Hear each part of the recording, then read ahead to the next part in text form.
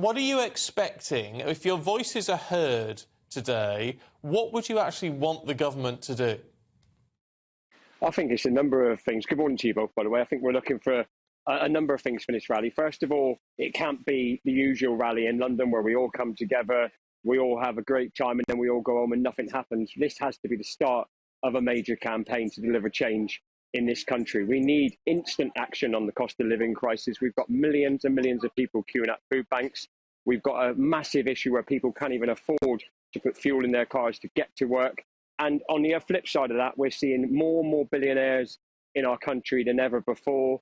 We are seeing companies, big companies like Royal Mail, BT, the railway operators making hundreds of millions of pounds profit, paying out hundreds of millions of pounds to shareholders, and having CEOs getting hundreds of thousands, if not millions of pounds in pay and reward, and then turning around to those workers in their company who have earned those profits and saying, there's nothing there for you. So we're here today to say, enough is enough.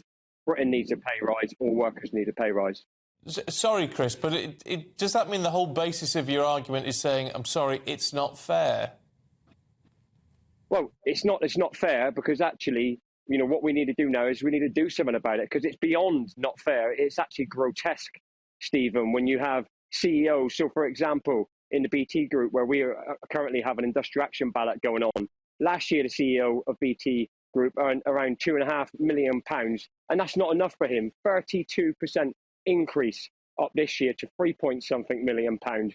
Over £1.3 billion profit, £700 million paid out to shareholders, yet turns round to the lowest paid staff in the company and won't give them a proper pay rise. And we've got members, and there are workers right across this country who are using food banks. There are millions of people who are in work and claiming benefits. Something has to change. There's enough money in this country. It's just in the wrong places.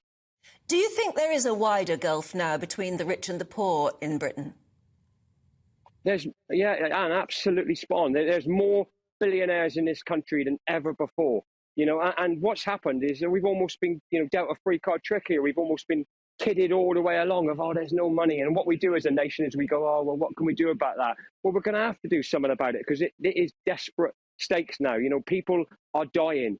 People are starving. People are unable to put fuel in their car to get to work, whilst other people are living in gold-plated mansions, have multi-homes. I mean, Rishi Sunak's, you know, thing where he says, oh, I'll help you out, and everyone gets a payment.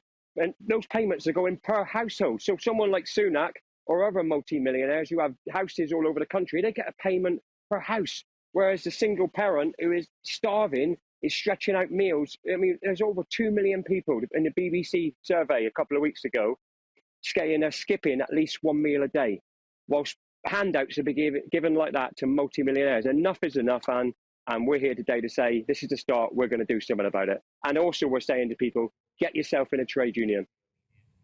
I mean, the issue with this, though, is going to be you need to, rather than protesting against the government, you need to be protesting against the companies, don't you? I mean, these are private companies, BT, as you're talking about there. Well, you need BT to change their position, don't you? Not force the government to try to influence private business.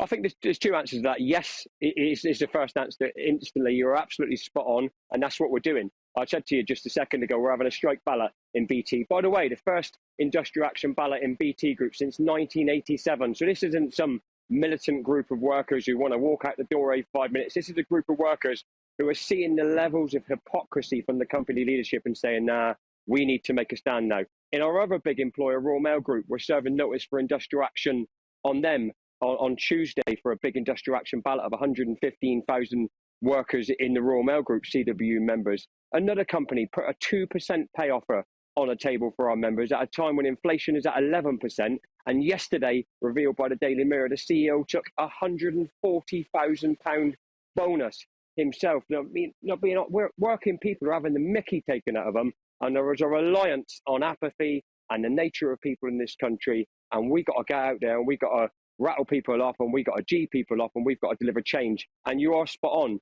That starts with the employers, and that's what this union's doing. But the sort of changes you really want would take a change of government, wouldn't they? And yet for years, the British population has voted in a Conservative government, which doesn't seem to be giving you what you want, certainly. Why? How do you account for that? I mean, first of all, I say, listen, I'm a trade unionist. I'm also a member of the Labour Party. Our union's affiliated to the Labour Party. Any Labour government would be better for workers than any Tory government, full stop.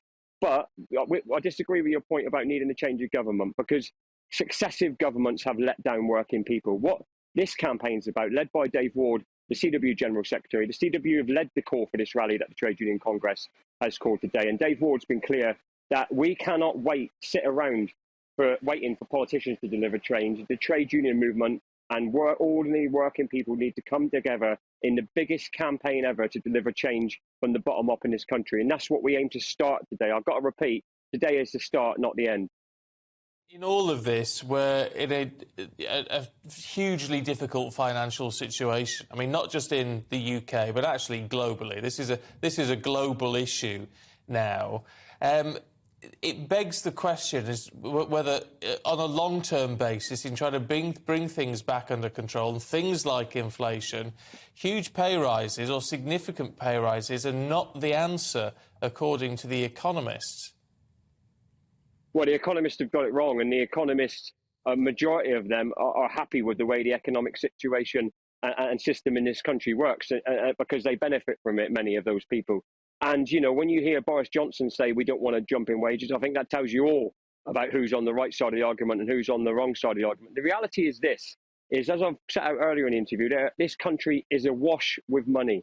It's just in the wrong places. And every single company, if you think about your own life, and Stephen, your gas bills have gone up, the rail fares have gone up, the broadband's gone up. Every company in this country has put their prices up. It's time for workers to put their prices up. How many people are you expecting to join you today?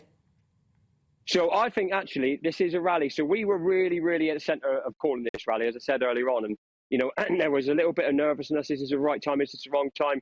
It has absolutely caught fire in the last few weeks, and there's a huge momentum. And I'll be really surprised if we're not into the hundreds of thousands, because I think there's a moment in this country. And I also think this rally feels like an outlet. There is so much frustration. There's anger. There's desperation. And people are starting to feel that maybe today in London we can see the start of something. Chris Webb, really good to talk to you this morning. Thank you very much indeed. Thank you both for you too. Thank you for giving us the opportunity. Welcome to the GB News YouTube channel. You can watch us live 24 hours a day, catch up on your favourite shows and join in the conversation in the comments below. Don't forget to subscribe and you'll never miss any of our exclusive content.